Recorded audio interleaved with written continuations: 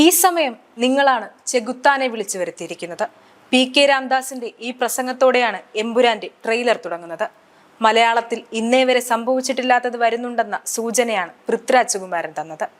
Trailer കണ്ടിരിക്കുന്നവരെ കോരിത്തെറിപ്പിച്ചുകൊണ്ട് ഒരു ശബ്ദം: ഈശോ മിശിഹായ്ക്ക് സ്തുതിയായിരിക്കട്ടെ. അതാ സ്റ്റീഫൻ നെടുമ്പള്ളിയുടെ രംഗപ്രവേശനം.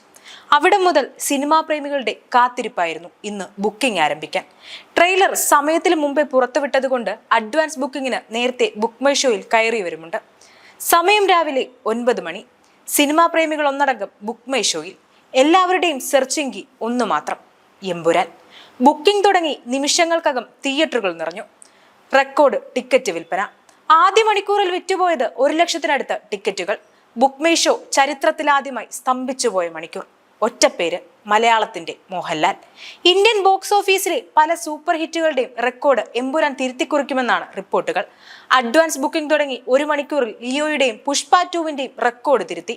ബുക്ക് മൈ ഷോയിൽ ഏറ്റവും കൂടുതൽ ആൾക്കാർ കാണാൻ ആഗ്രഹിച്ച സിനിമയും എമ്പുരാൻ തന്നെ. വിദേശ രാജ്യങ്ങളിൽ എമ്പുരാന്റെ അഡ്വാൻസ് ബുക്കിംഗ് ദിവസങ്ങൾക്ക് മുമ്പ് തന്നെ ആരംഭിച്ചിരുന്നു. ഓവർസീസ് ബുക്കിംഗിൽ മികച്ച പ്രതികരണമാണ് ലഭിക്കുന്നത്. ലൂസിഫറിനേക്കാൾ ദൈർഘ്യമുണ്ട് പുറത്തുവരുന്ന വിവരമനുസരിച്ച് എമ്പുരാന്. ലൂസിഫറിന്റെ ദൈർഘ്യം 2 മണിക്കൂർ 52 സെക്കൻഡ് ആയിരുന്നുവെങ്കിൽ എമ്പുരാന്റേത് 2 മണിക്കൂർ 59 മിനിറ്റ് 59 സെക്കൻഡാണ്. എമ്പുരാൻ മലയാളത്തിലെ ഏറ്റവും വലിയ ഓപ്പണിംഗ് റൗണ്ടുകളിൽ ഒന്നാകുമെന്നാണ് പ്രതീക്ഷ. ടിക്കറ്റ് വിൽപ്പന തുടങ്ങി നിമിഷങ്ങൾക്കകം തന്നെ ഞെട്ടിപ്പിക്കുന്ന കാഴ്ച.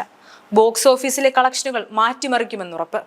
ഓൺലൈൻ ട്രാക്കർമാർ പറയുന്നതനുസരിച്ച് അഡ്വാൻസ് വിൽപ്പന 20 കോടി കടക്കുമെന്നാണ്. കേരളത്തിലെ 90% തിയേറ്ററുകളിലും ചാർട്ട് ചെയ്യപ്പെട്ടിരിക്കുന്നതും എമ്പുരാൻ തന്നെ.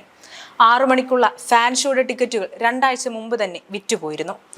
ഇനി എല്ലാ കണ്ണുകളും മാർച്ച് 27 ആദ്യ ഷോയിലേക്കാണ്. എബ്രഹാം ഖുറേഷിയിലേക്കും സ്റ്റീഫൻ നെടുമ്പള്ളിയിലേക്കും.